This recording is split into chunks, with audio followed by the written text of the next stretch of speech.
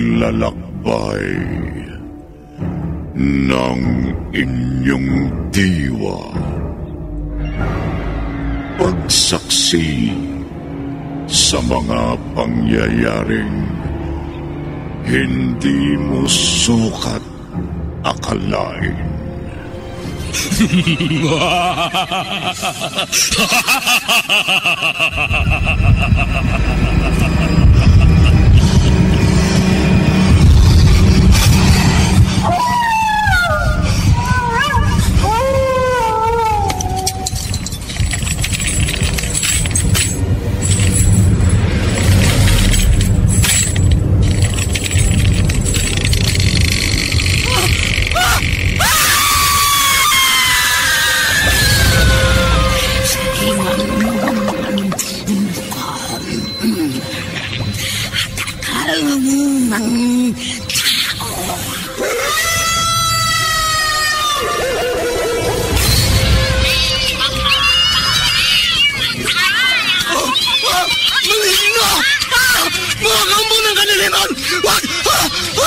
Huwag kayong lalapit sa akin!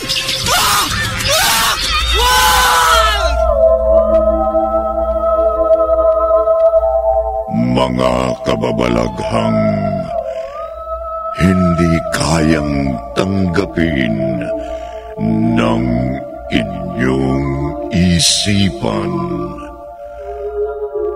nagaganap tuwing sasapit ang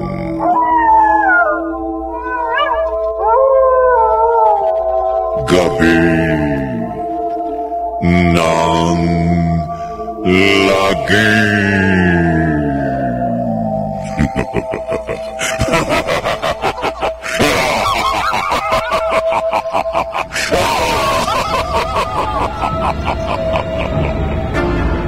Pinagsamang produksyon ng DZRH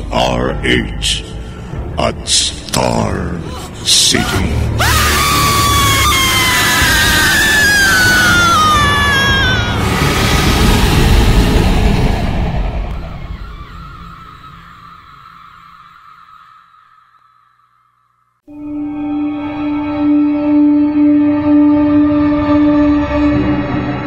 Magandang gabi, kaibigan.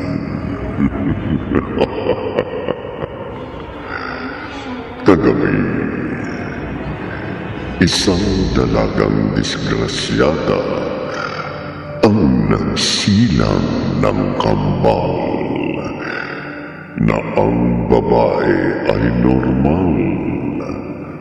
Subalit, ang kakambal nito'y lalaki. May ulo ng tao at katawan ng ahas.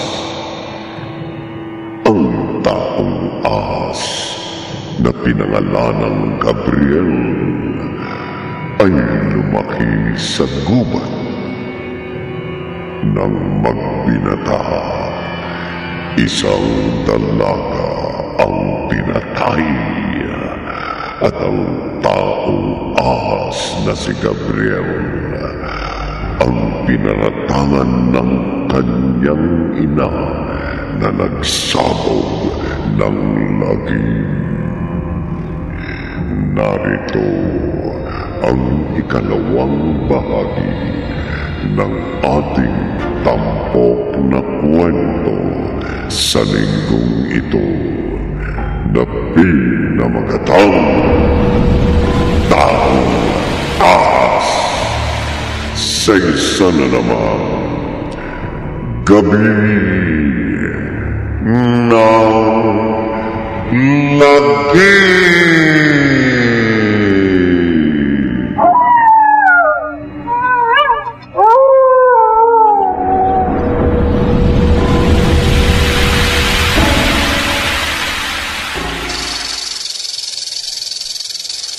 Halimaw ka, Gabriel.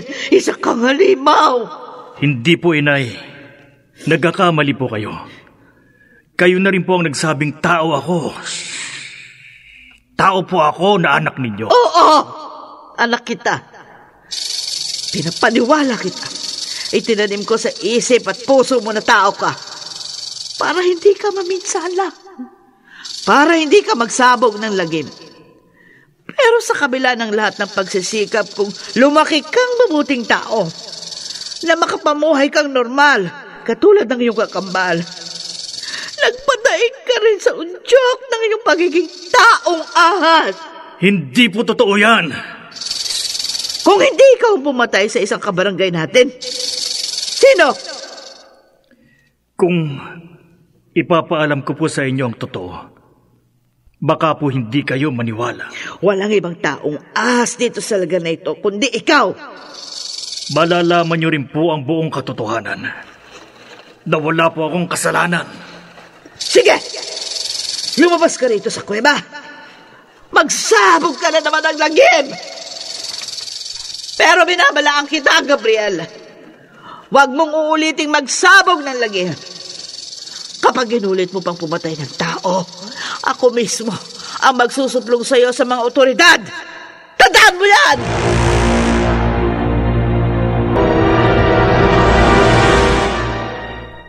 Inay, baka naman po nagsasabi na totoo si Gabriel na wala siyang kasalanan. Christine, walang ibang taong ahas sa lugar na ito maliban sa kakambal mo.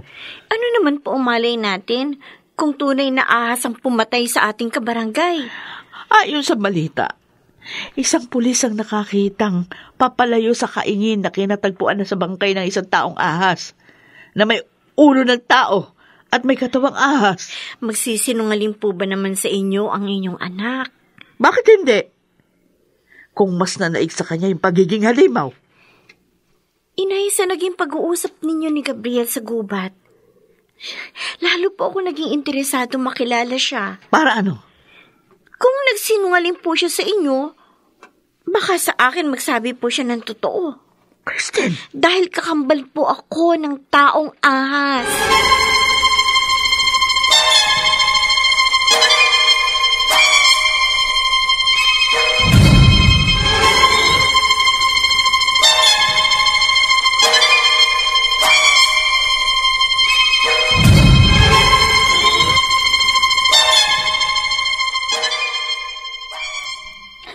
May anak palang halimaw ang kabarangay nating si Lenny. Hindi ko nga po akalain na may kakambal si Christine na taong ahas, Inay. Ay, kung lalaman ko lang agad yon, hindi ako makikipag-usap sa desgrasyadang yon. Paminsan-minsan pa naman bumibili ako sa mga tinda niyang gulay sa palengke. Pero, hindi naman po kasalanan ng kababata ko na magkaroon siya ng kakambal na ganun. Hindi dapat inilihim ni Christine at ng kanyang ina na may kadugo silang taong ahas na pumapatay para makapag-ingat ang mga tao sa halimaw na yon at wala siyang mabiktima. Ang taong ahas nga po kaya nakakambal ni Christine ang pumatay kay Rowena? Ay, tsak yun, Ramir! Inay... Kaya dapat mahuli ng mga otoridad ang taong ahas. Bago pa muling makapagsabog ng lagim ang halimaw, dapat siyang mamatay!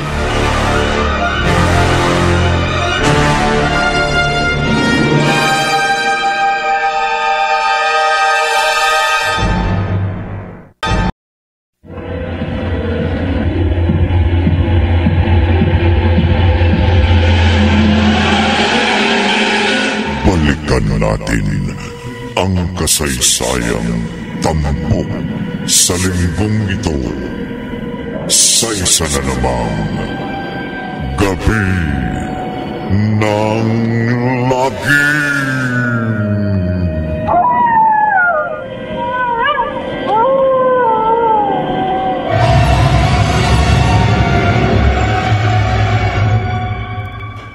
Gabriel! Gabriel! Ikaw si Gabriel?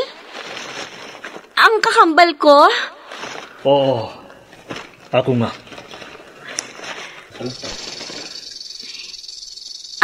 Totoo palang sabi ni Inay. Sa kuwebang ito, sa pusod ng gubat ka nagtatago. At may ulo ka ng tao. Pero may katawan ng ahas. Hindi ka natatakot sa akin? ako matatakot sa'yo. Magkapatid tayo. Magkakambal. Alam ko, malakas ang loob mo. Mapuso ka. Kaya nga naiintindihan ko ang kalagayan mo. At naniniwala ako sa'yo. Alam kong hindi ikaw ang pumatay sa isang kabarangay namin na kababata ko. Naniniwala ka sa akin? Pero si Inay, hindi. Gabriel? Sarili kong ina, ayaw akong paniwalaan. Kaya masama ang loob ko, Christine. Masama ang loob ko.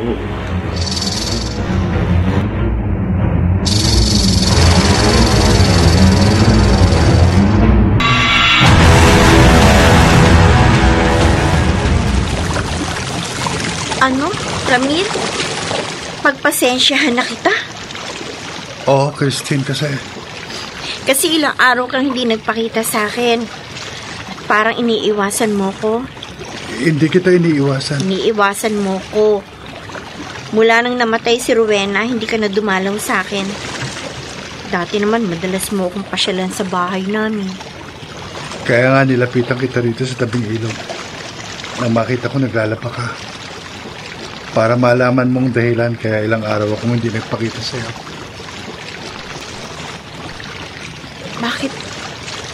Bakit ganyan ang tingin mo sa akin?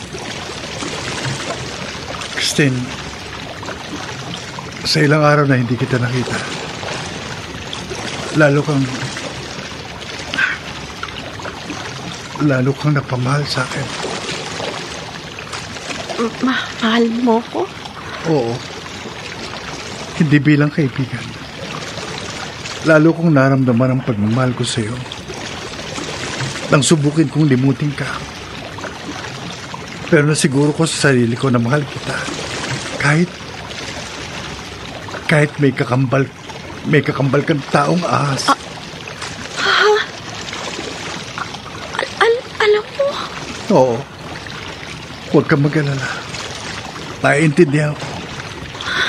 Wala kang kasalanan kung totoo man ang balita na ang kambal mo ang pumatay sa ating kababata. May dumarating. Ang kabarangay nating pulis, si P.O.3 Santos. Mukhang may hinahanap po kayo. Wala nang may mamataan akong taong ahas. Sa araw-araw na ako nagpapatrolya dito sa tabing ilog. Sa kaingin, lalo na sa gubat. Taong ahas ho? Isang kabarangay natin ang napatay ng taong ahas. Kaya mag-ingat kayo para hindi kayo mapahamak. Salamat ho sa paalala. Hindi na dapat masundan pang biktima ng taong ahas. Kaya hanapin siya. Ramil. Bakit ka natitigilan, Christine? Hindi kaya narinig ng pulis ang sinabi mo kanina na may kakambal akong taong ahas.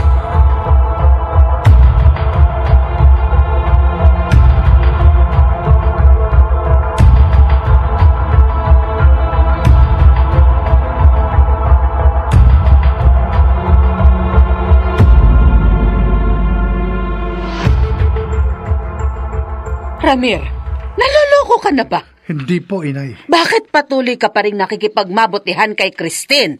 Gayong alam mong may kakambal siyang taong ahas. Sa kabila po ng lahat, mahal ko pa rin siya. Kalimutan mo siya. Sinika pong gawin yan. Pero hindi ko kaya. Kaya ipinaalam ko kay Christine ang damdamin ko sa kanya. Salamat. At naintindihan niya ako. At inamin niyang may pagtingin din siya sa akin. Hindi! Hindi ako papayag! Inay! Kalimutan mo na si Christine! Layuan mo siya! Dahil kahit anong mangyari, hindi ako papayag na makipagrelasyon ka sa isang babaeng may kakambal na taong ahas!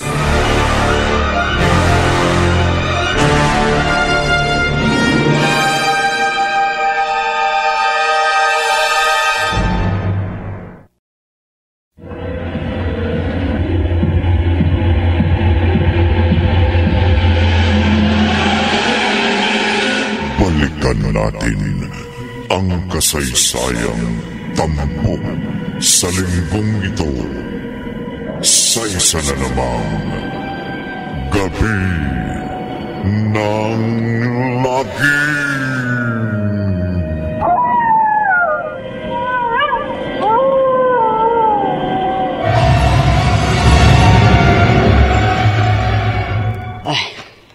Malungkot na umalis ng bahay kanina si Ramir. Kaya naparito ako sa tabing ilog at palihim na nagbatsyang. Baka makapagkita na naman siya kay Christine rito.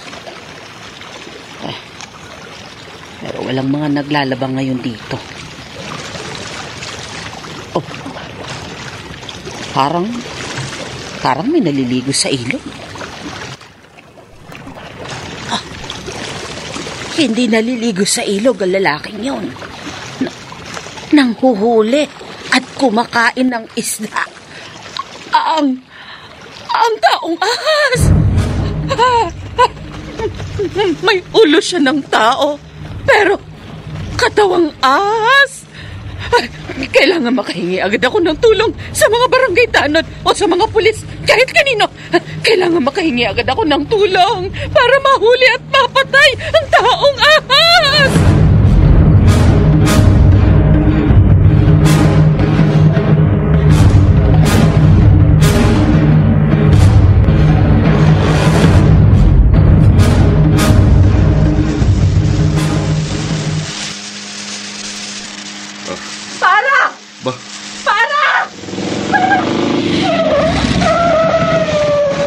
Ano ang problema? Ay, salamat at napadaan rito ang motorsiklo mo.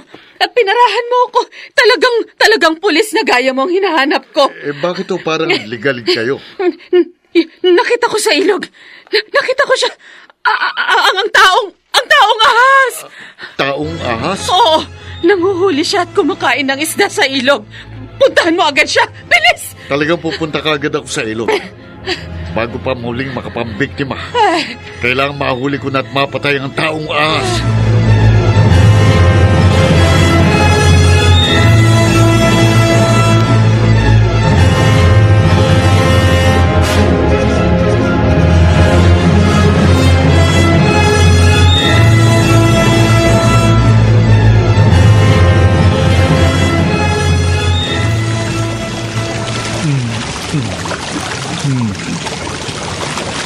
Dalawang isda na ang nahuli at nakain ko.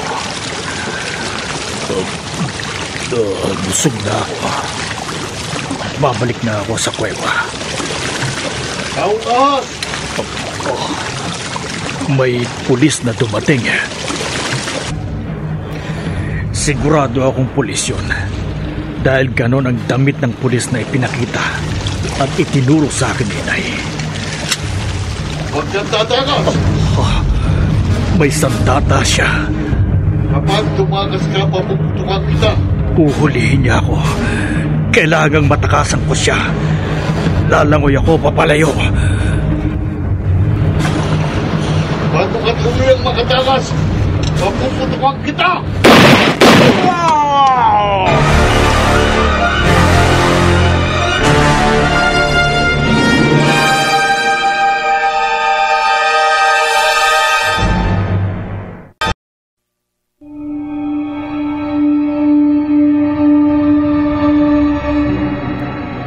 Mapatay kaya ng pulis ang taong ahas? Pakinggan bukas ng gabi ang ikatlong bahagi ng ating tampok na kwento sa linggong ito na pinamagatang Taong Ahas. Sa isa na namang Gabi ng Lagim.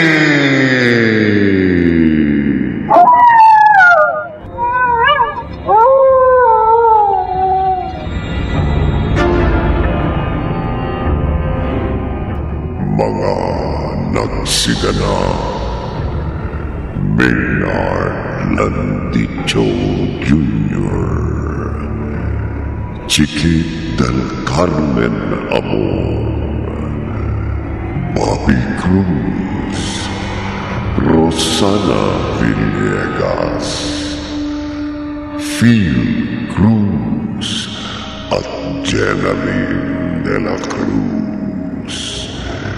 Naglapat ng tunog, Tenyo, sa musika ni Buboy Salonga. Supervisyong teknikal nina Bong Muyar at Eric Lucero. Isinulat ni Orly Aquino at sa direksyon Leonel Benjamin. Gabi ng Lagi!